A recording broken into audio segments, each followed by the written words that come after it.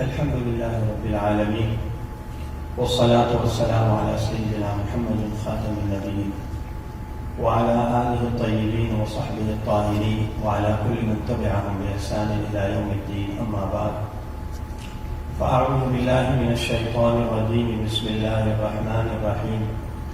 لقد كان لكم في رسول الله أسوة حسنة. وقال النبي صلی اللہ علیہ وسلم انما بعثت معلما.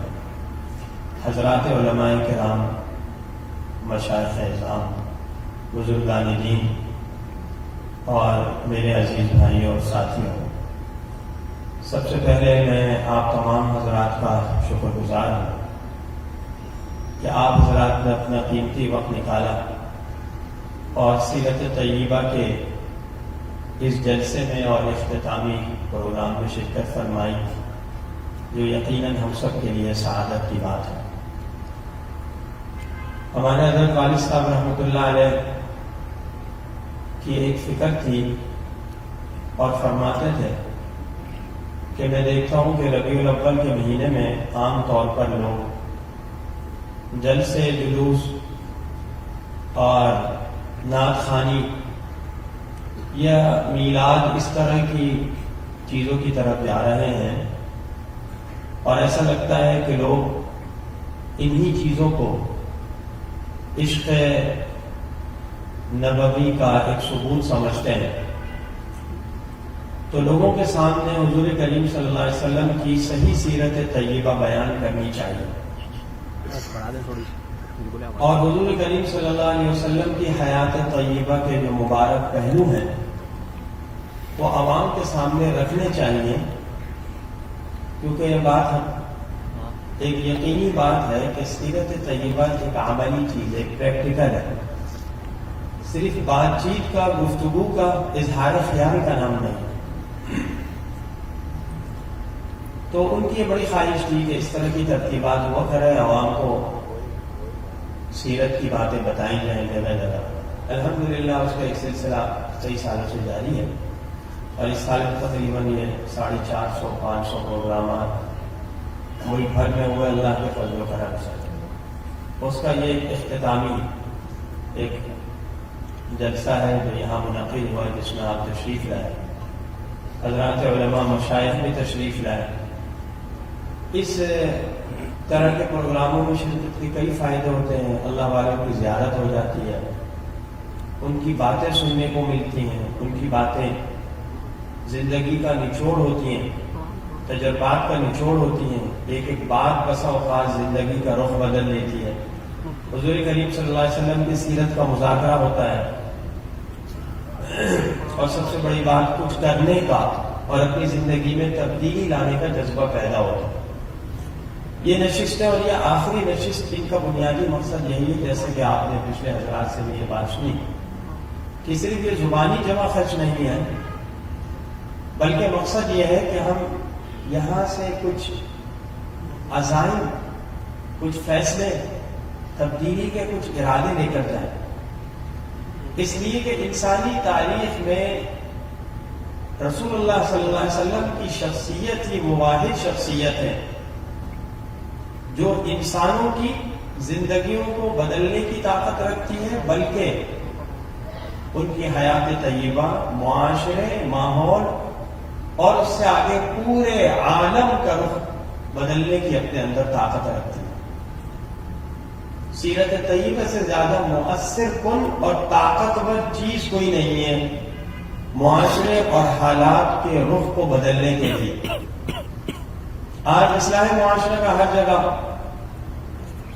شور اٹھتا ہے اور اس کی بات چلتی ہے، اس کے لیے جلسے ہوتے ہیں، جلوس ہوتے ہیں، ریلیاں نکلتی ہیں، انجمنیں قائم ہوتی ہیں، تحریکیں ہوتی ہیں، نعرے لگتے ہیں، یہ سب ہے.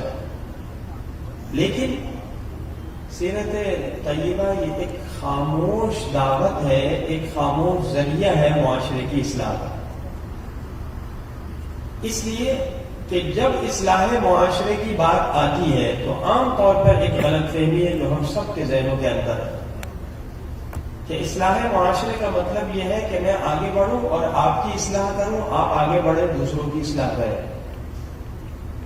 ہم آگے بڑھے محلے کو ٹھیک کریں۔ اصلاح معاشرے کا مطلب یہ ہے کہ سب سے پہلے میں اپنی ذات کو ٹھیک کرنے کی اور اس کو درست کرنے کی کوشش کریں، اس لیے کہ معاشرہ افراد کا نام ہے، معاشرہ افراد سے بنتا ہے، افراد سے محلہ بنتا ہے، معاشرہ بنتا ہے، برادری قائم ہوتی ہے، خاندان بنتے بستے ہیں، اور افراد ہم سب کا نام ہے۔ یہ یہاں جتنے لوگ بیٹھے میں اور آپ یہ افراد ہیں، اگر میں اور آپ ٹھیک ہو گئے، یہ ٹھیک ہونے کا جذبہ لے کر یہاں سے چلے گئے، تو سمجھیے اصلاح معاشرے کی پہلی اینٹ رکھ دی گئی، پہلی ڈانچ رکھ دی گئی۔ اور واقعہ بھی یہی ہے کہ اپنی کمزوریوں کو جتنا میں جانتا ہوں آپ نہیں جانتے، دوسرے نہیں جانتے۔ سامنے والا میری تعریف کرے گا لیکن میرے اندر کیا خامیاں ہیں، کیا کمزوری ہے، وہ میں جانتا ہوں یا میرا اللہ جانتا ہے۔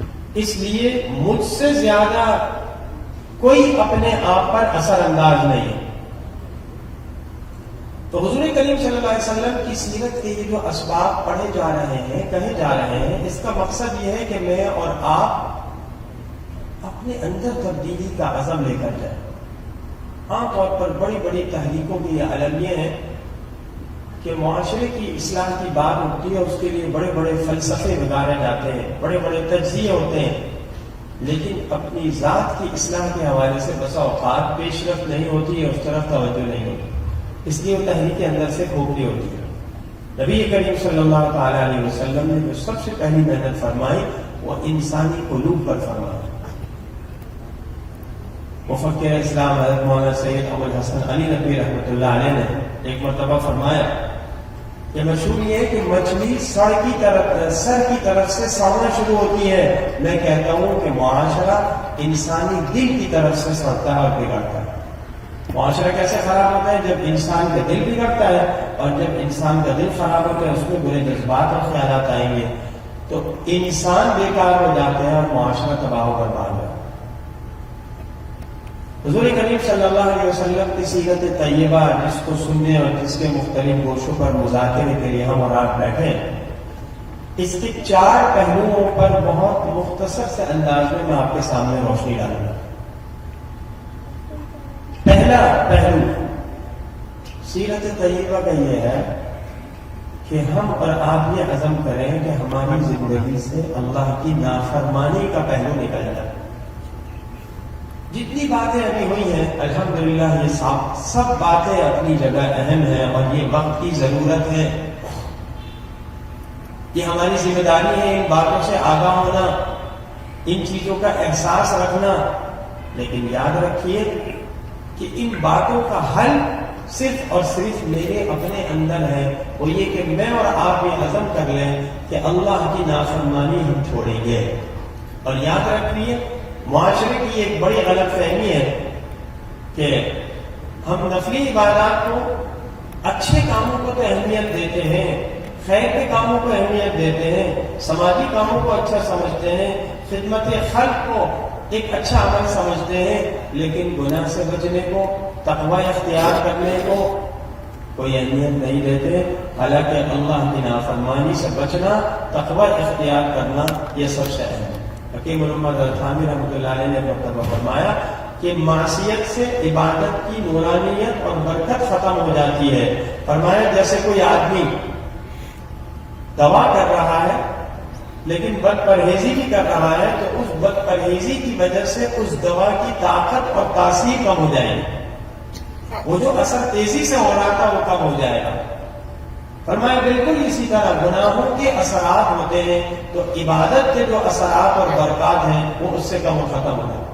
آج معاشرے میں، زندگیوں میں، خاندانوں میں، سماج میں، سیاسی سطح پر، اقتصادی سطح پر، کاروباری سطح پر، خاندانی سطح پر اور معاملات کی سطح پر جو کمزوری ہیں جس کی طرف ہمارے بزرگ حضرات نے متوجہ کیا وہ ہم سب کے سامنے ہیں، ان کو میں اور آپ اپنی زندگی سے نکالنے کا ارادہ کریں۔ یاد رکھیے جب تک یہ چیزیں ہم نہیں چھوڑیں گے، آپ کتنے وظیفے کر لیں اس کا بھی فائدہ نہیں ہوگا۔ وظیفے کا مطلب تو اللہ والوں نے یہ بتایا کہ اس کا مطلب تو یہ ہے کہ آپ نے کوئی ایسا عمل کیا جس سے اللہ کی مدد آئے گی، لیکن نافرمانی سے زیادہ کون سی چیز ہے جو اللہ کی مدد اللہ کی رحمت چھوڑے گی؟ تو ایک بزرگ نے فرمایا اس کی مثال یہ کہ ایک ٹرک وہاں سے چل رہا تھا، دوسرا ٹرک یہاں سے آ گیا، راستہ تو بند ہو جائے۔ اگر وظیفے کی وجہ سے خیر کا برکت کا ٹرک چلا تو معصیت کی وجہ سے دوسرا ٹرک سامنے آ گیا، دونوں ٹرک وہیں کھڑے ہو گئے، راستہ بند ہو گیا۔ اب وظیفہ کیا اثر کرے؟ آج لوگ وظیفوں پر زور دیتے ہیں۔ اگر ان کو کہا جائے سب سے بڑا وظیفہ یہ ہے کہ 5 نمازوں کی پابندی کرو، باجماعت نماز کا اہتمام کرو، معاملات کی صفائی کرو، دوسرے کے حقوق کی ادائیگی کا فکر کرو، تو اس کو کوئی اہمیت نہیں ہے۔ ہمارے والد صاحب رحمۃ اللہ علیہ کے پاس ایک صاحب ہے، ایک نوجوان ساتھی نے، والد صاحب نے خود بھی سنا ہے بات، اس سے کہتے ہیں مجھے وظیفہ بتا دیں، یہ مشکل ہے یہ مشکل ہے، تو والد صاحب رحمۃ اللہ علیہ کا بھائی یہ پڑھا کرو ہر نماز کے بعد۔ اور والد صاحب کی عادت مبارکہ یہ تھی کہ نماز کی تلقین موت ہوتی، تو چند دن بعد بھائی کہا کہ حالت کرنے لگا کہ طبیعت ایسے ہی ہے، وہ مسئلہ ہے، کہاں نمازوں کا اہتمام کیا، کہاں نماز کی پابندی نہیں۔ والد صاحب نے بولا سخت ناراض، فرمایا کہ میں کوئی جادوگر ہوں؟ میں کوئی جادوگر تھوڑی ہوں؟ کیا تم یہ سمجھتے ہو میں اللہ سے لڑوں گا؟ تم اللہ کے حقوق ادا نہیں کر رہے، نماز کی پابندی نہیں کر رہے اور سمجھتے ہیں وظیفے سے کام چل جائے گا۔ تو پہلی چیز معصیت، اس سے بچنا ہے، اس سے بچنے کا اہتمام کرنا ہے۔ دوسری بات، آج ساری انسانیت سکون کی تلاش میں ہے۔ حضور کریم صلی اللہ علیہ وسلم کی سیرت طیبہ ہمیں یہ سبق دے رہی ہے کہ سکون اللہ کی طرف لوٹنے میں، اللہ کو منانے میں اور اللہ کو راضی کرنے میں۔ میں نے کچھ دنوں پہلے ایک مضمون پڑھا جس میں یہ تھا کہ یورپ میں جو انفرادی اور اجتماعی خودکشیوں کے واقعات ہیں وہ اتنی کثرت سے ہوئے کہ اس کے نتیجے میں سوئٹزرلینڈ نے ایک مشین ایجاد کی اور اس کو سرکاری سطح پر متعارف کرایا اور کہا کہ آپ اس مشین میں لیٹ جائیں اور گانے سنتے رہیں اور شراب پی لیں، تھوڑی دیر میں آپ کی جان نکل جائے گی۔ یہ ہے اس مغربی تہذیب اور مغربی ترقی کا نتیجہ اور انجام کہ انسان پرسکون موت کی تلاش میں ہے اور اسے بھی معلوم ہے۔ ضاقت علیہم الارض بما رحبت وضاقت علیہم انفسهم، گناہوں کی وجہ سے، اللہ سے دور ہونے کی وجہ سے خود انسان کی اپنی جان اس پر بوجھ بن گئی۔ خودکشی کیوں ہوتی ہے؟ آدمی کہتا ہے کہ میری جان میرے لیے مصیبت ہے، اب میں اپنی اس جان سے چھٹکارا پا کر سکون پاؤں۔ ظاہر ہے اس کے اندر میں سکون نہیں۔ تو سیرت طیبہ نے انسانیت کو یہ سبق دیا کہ زندگی کا چین، زندگی کا سکون، زندگی کا اطمینان چاہتے ہو تو وہ اللہ کی یاد میں ہے۔ الا بذکر اللہ تطمئن القلوب، اس لیے کہ اللہ کی یاد سے دل میں اطمینان آئے گا، دل میں خوشی آئے گی، اور یہ سچی خوشی ہے، حقیقی سکون ہے۔ شیخ سعدی رحمۃ اللہ علیہ فرماتے ہیں کہ ایک آدمی گھر کے باہر کوئی چیز تلاش کر رہا تھا، کسی نے کہا بھائی کیا ہوا؟ کہا میری چیز کھو گئی، وہ تلاش کر رہا ہوں۔ دوسرا بھی اس کے ساتھ لگ گیا، تیسرا بھی اس کے ساتھ شامل ہو گیا، ایک مجمع اکٹھا ہو گیا لیکن وہ چیز نہ ملی۔ آخر کسی نے پوچھا بھائی یہ تو بتاؤ وہ چیز گم کہاں ہوئی تھی؟ کہنے لگا گھر کے اندر۔ تو کہا گھر کے باہر کیوں تلاش کر رہے ہو؟ کہا اس لیے کہ باہر روشنی ہے، گھر میں اندھیرا ہے۔ اور اس نے کہا بے وقوف آدمی، باہر کتنی ہی روشنی ہو تمہیں وہ چیز اندر ہی تلاش کرنی پڑے گی، اندر کی چیز اندر سے ملے گی۔ فرمائے انسان کا یہی حال ہے کہ وہ سکون اور خوشی باہر کی دنیا میں، باہر کی رنگینی میں تلاش کر رہا ہے، حالانکہ یہ سکون، یہ اطمینان انسان کے اندر ہے جس سے وہ محروم ہے اور جس کو وہ تلاش کرنے سے قاصر ہے۔ جس آدمی کو یہ بات سمجھ میں آ جائے پھر اس کو کسی کی پرواہ نہیں ہوتی، پھر وہ کسی کے پیچھے نہیں پڑتا، پھر وہ دنیا کی بڑی سے بڑی پیشکش کو ٹھوکر مار دیتا ہے، پھر اس کی نگاہوں میں ایمان سے بڑی کوئی قیمت نہیں ہوتی، اس لیے کہ وہ سمجھتا ہے کہ اصل جوہر اندر کا جوہر ہے۔ ہمارے والد صاحب اکثر فرمایا کرتے تھے کہ دیکھو اصل جوہر اندر کا جوہر ہے، اصل صلاحیت اندر کی صلاحیت ہے۔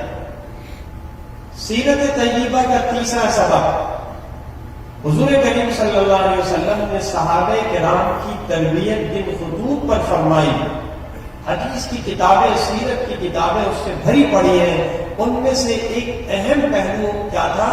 دنیا سے بے رغبتی، زہد۔ نبی کریم صلی اللہ علیہ وسلم کی حیات طیبہ دیکھنے اللہ تعالیٰ کی طرف سے پیشکش آئی تھی، آپ چاہتے تو سونے کے پہاڑ آپ کے ساتھ ہوتے، اور اللہ کے نبی کے رتبے میں، مرتبے میں اللہ کی جو وجاہت ہے اس میں کوئی فرق نہ آتا، لیکن جبریل امین سے مشورہ کیا، اشارہ کیا، کہا اللہ میں چاہتا ہوں ایک دن کھاؤں تو شکر کروں، ایک دن بھوکا رہوں تو صبر کروں۔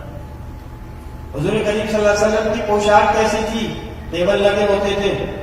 حضور کریم صلی اللہ علیہ وسلم کا بستر کیسا تھا؟ بخاری شریف میں کھجور کا چھلکا اس میں بھرا ہوا۔ حضرت عمر رضی اللہ عنہ دیکھا کمرے کا نقشہ، رو پڑے، دو کھالیں لٹکی ہوئی ہیں، کیوں رو رہے ہو؟ کہا کیسا ہو کسرا، ان نعمتوں میں آپ اللہ کے نبی بادشاہ ہیں، اس دنیا کے سردار کائنات کے، آپ اس میں؟ فرمایا اوا فی شک انت یا ابن الخطاب، ابھی تک تم شک میں پڑے ہو، یقین نہیں ہے؟ اولئک قوم عجلت لهم طیباتهم فی الدنیا او کما قال علیہ السلام، اللہ نے ہمارے لیے آخرت رکھی ہے، ان کے لیے دنیا رکھی ہے، اللہ انہیں دنیا میں مزہ چکھا رہے ہیں، نقد ہمارے لیے آخرت ہے، آخرت دنیا سے کہیں بہتر۔ تو آج مادیت کا، اس جدید سائنسی دور کا، اس ترقی کا ایک بہت بڑا المیہ یہ ہے کہ ہم مادیت سے ایسے مرعوب ہو گئے کہ ہماری زندگی میں وہ جو سادگی اور بے رغبتی والا پہلو تھا وہ کم ہو رہا ہے ہر طبقے سے۔ ہم نے اپنی عزت شاہانہ لباس میں، شاہانہ سواری میں، محلات میں، پروٹوکول میں سمجھ لی۔ حضرت عمر رضی اللہ عنہ نے فرمایا تھا نحن قوم اعزنا اللہ بالاسلام، اللہ نے ہمیں اسلام سے عزت دی ہے، اور فرمایا جب ہم عزت کسی اور چیز پہ تلاش کریں گے تو اللہ ہمیں ذلیل کریں گے۔ اس وقت فرمایا جب فاتح بیت المقدس بن کر جائے۔ آئیے میں ایسے بڑے واقعات ہیں جن کو بیان کرنے کا موقع نہیں۔ تو دنیا سے بے رغبتی ہمارے اندر ہو، سادگی آئے۔ آج کے جتنے مسائل ہیں اس کا حل یہی ہے، مہنگائی ہے، مشکلات ہیں، حل کمائی بڑھانا نہیں ہے، حل ایک ہے، اپنے اخراجات کو قابو میں کریں، اپنی زندگی میں سادگی لائیں، قناعت لائیں۔ حضور کریم صلی اللہ علیہ وسلم اگر شان زندگی اختیار کرتے تو غریبوں اور عوام کو کیا سبق ملتا؟ آپ نے سادگی والی زندگی اختیار کی، امت کے ہر طبقوں کو زندگی گزارنے کا سبق دے دیا۔ آپ کے گھر مبارک کیسے تھے؟ تاریخ میں لکھا ہے ولید کے زمانے خلافت میں جب اس کے آرڈر پر حجرہ مبارکہ ختم کیے گئے ازواج مطہرات کے اور مسجد میں شامل کیے جا رہے تھے تو مدینہ منورہ میں کوہرام مچا ہوا تھا، گھروں میں لوگ رو رہے تھے، اور ایک بزرگ نے فرمایا کاش یہ حجرات باقی رکھے جاتے تاکہ آئندہ آنے والی نسلیں اپنی نبی کا طریقہ زندگی دیکھیں۔ حضور کریم صلی اللہ علیہ وسلم نے امت کو خود درس نہیں دیا سادگی کا، صرف سب سے پہلے اس پر عمل کر کے دکھایا۔ کیسی سادگی؟ تو اپنی اولاد کی ہم نے اس پر تربیت کرنی ہے، آج اس کی بڑی کمی ہے معاشرے۔ یہ جو نئی نسل آ رہی ہے بالخصوص، اس کے ذہنوں میں ایک چمک دمک، یہ ٹھاٹ باٹ ایسی ہے کہ اس کی وجہ سے بے شمار معاشرتی مسائل آ رہے ہیں۔ حب دنیا رأس کل خطیہ، سارے گناہوں کی جڑ یہی دنیا کی، مال کی، مادیت کی محبت تو ہے، اور آج یہی ہو۔ خلیفہ ابو جعفر منصور جب خلیفہ بنا تخت خلافت پر بیٹھا، لوگ اس کو مبارکباد دینے کے لیے آئے۔ تاریخ میں لکھا ہے کہ ایک آدمی آئے، ایک بزرگ آئے، اس نے کہا ایس نہیں مجھے نصیحت کیجیے، وصیت کیجیے۔ کہا کیا نصیحت کروں؟ کوئی سنی سنائی بات بتاؤں یا اپنا چشمدید واقعہ بتلاؤں؟ کہانی اپنا چشمدید واقعہ بتاؤں۔ کہا امیر المومنین بتاتا ہوں، عمر بن عبد العزیز رحمہ اللہ کا جب انتقال ہوا تو ان کے 11 بیٹے تھے، اور انہوں نے اپنے ترکے میں 18 دینار چھوڑے، سونے کے سکے۔ 5 سے ان کا کفن خریدا گیا، 4 دینار سے ان کی قبر تیار ہوئی، 9 دینار باقی رہ گئے، یہ ان کی 11 بچوں میں تقسیم ہوئے۔ اور دوسری طرف ہشام ابن عبد الملک کا جب انتقال ہوا تو اس کے بھی 11 لڑکے تھے، اور ہر لڑکے کے حصے میں 10-10 لاکھ دینار آئے۔ خدا کی قسم کھا کے کہتا ہوں میں نے ایک ہی دن میں دونوں نقشے دیکھے. یہ بھی دیکھا کہ عمر بن عبدالعزیز رحمہ اللہ کی اولاد میں سے ایک شخص اللہ کی راہ میں 100 گھوڑے صدقہ کر رہا ہے، اور ہشام کی اولاد میں سے ایک لڑکا مسجد کے باہر کھڑا ہوا بھیک مانگ رہا، اس لیے کہ انہوں نے اپنی اولاد کو دین پر چھوڑا تھا، صحیح تربیت کی تھی. جب کسی نے کہا حضرت چھوڑ کر جا رہے ہیں ان کے لیے کچھ نہیں چھوڑا، کہ اللہ کا تقویٰ چھوڑ کر جا رہا ہوں، اس لیے کہ اگر یہ گنہگار ہو گئے تو میں نہیں چاہتا مال چھوڑوں جو مال اللہ کی نافرمانی میں استعمال ہو اس پر وبال ہے. اور اگر یہ نیک ہوں گے تو اللہ ان کا ولی ہے، اللہ ان کے لیے کافی. تو اپنی اولاد کی صحیح تربیت ہم بھول گئے. جیسے میرے کہہ رہے تھے، اپنی ثقافت، اپنی تہذیب، اپنا کلچر، سیرت کا سبق ہے. اسی طرح سیرت کا سبق ہے سادگی، قناعت، اللہ پر توکل، دنیا سے بے رغبتی، کہ بیٹا دین سب کچھ ہے، دین قربان نہ کرنا. دنیا کی لذتیں، دنیا کی خواہشات، یہ سب فانی ہیں. آج فلسطین کے مسلمان جن کا جگہ جگہ تذکرہ ہو رہا ہے، ان کی یہی تو کوالٹی ہے، ان سے یہی مطالبہ ہے کہ تم یہ جگہ چھوڑ دو، ہم تمہیں اس سے بہتر جگہ دیں گے. وہ کہتے ہیں نہیں، ہم بیت المقدس کے رکھوالی ہیں، ہم بیت المقدس کے پہرے دار ہیں، ہم قبلہ اول کے چوکیدار ہیں، ہم ہر چیز کی قربانی دیں گے. یہ جگہ ہماری ہے، ہمارے باپ دادا کی ہے، تم بعد میں آ کر آباد ہوئے، تم بھیک مانگ کر یہاں آئے تھے، ہم نے تم پر ترس کھا کر یہاں بسایا. تمہارا یہ حق نہیں ہے کہ ہم تمہیں ایک بالی زمین دیں. ہاں، اپنی جان کی، اپنی اولاد کی، ہر چیز. اس سے بڑی قربانی کیا ہے کہ آدمی اپنے بال بچے قربان کرتے ہیں؟ ایسے بھی واقعات ہیں کہ پورا خاندان ختم ہو گیا، صفحہ ہستی سے مل گیا.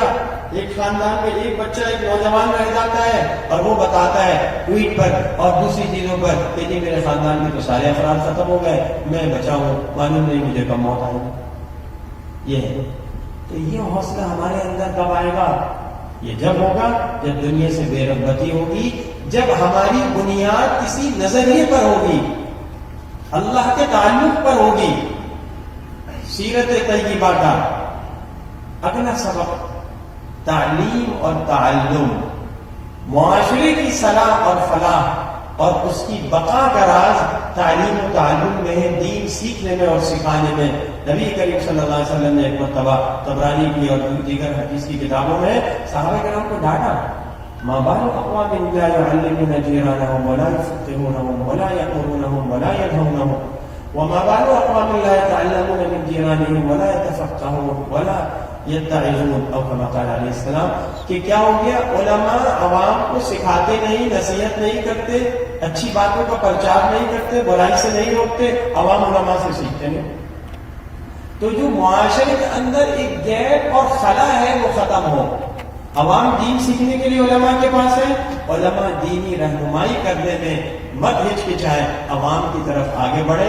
یہ گیپ ختم ہو، سیکھنے اور سکھانے کا ماحول ہوگا تو معاشرے میں خیر آئے گی. نبی کریم صلی اللہ علیہ وسلم جب مسجد میں تشریف لائے تھے، ذکر کا بھی حلقہ تھا، دین سیکھنے کا بھی حلقہ تھا. اللہ کے نبی اس حلقے میں بیٹھے جس میں دین سیکھنے سکھانے کا حلقہ، اور فرمایا مجھے تو اللہ نے دین سکھانے والا بنا کر بھیجا.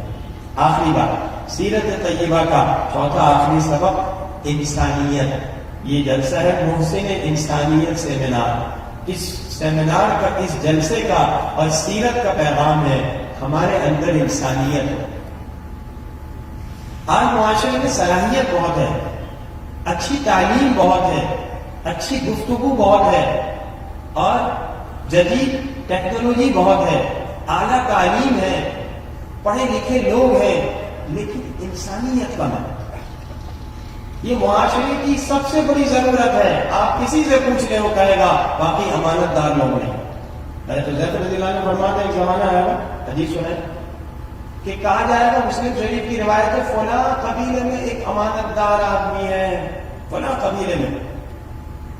اور آدمی کے بارے میں کہا جائے گا ما اظرفہ ما اجلدہ، بڑا ہوشیار ہے، بڑا طاقتور ہے، بڑا عقل مند ہے. وما فی قلبہ مثقال حبۃ من خردل من ایمان، اس کے دل میں ذرہ بھر ایمان یعنی امانت نہیں ہوگی. تو سیرت طیبہ انسانیت کا درس دیتی ہے، اور انسانیت کی بنیاد ایک چیز پر ہے، وہ ہے خیر خواہی، الدین النصیحہ. آج مفاد پرستی آ گئی. ہر آدمی یہ چاہتا ہے کہ مجھے جو موقع ملا میں اس سے فائدہ اٹھا لوں. آپ دیکھیں گے جس مجلس میں ہم بیٹھتے ہیں ملک کے حالات معاشرے کے حالات کا تجزیہ ہوتا ہے تو سیدھی بات حکمرانوں کو ہم برا بھلا کہنا شروع کرتے ہیں. میں کہتا ہوں بھائی حکمرانوں کو کیوں کہہ رہے ہو؟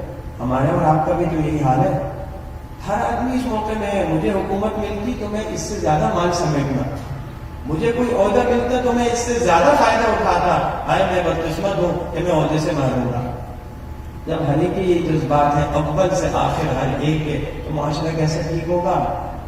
نبی کریم صلی اللہ علیہ وسلم نے تو بنیاد ڈالی تھی الدین النصیحہ پر، اور جن صحابی نے یہ حدیث کی عمل کر کے دکھایا، حضرت جریر رضی اللہ عنہ حافظ ابن حجر نے ان کا واقعہ نقل کیا. طبرانی میں گھوڑا خریدا اور اپنے نمائندے کو بھیجا تھا. کتنے میں خریدا؟ 500 درہم میں. کہا مالک کو بلاؤ. کہا جی میں آپ کو 600 درہم دے دوں.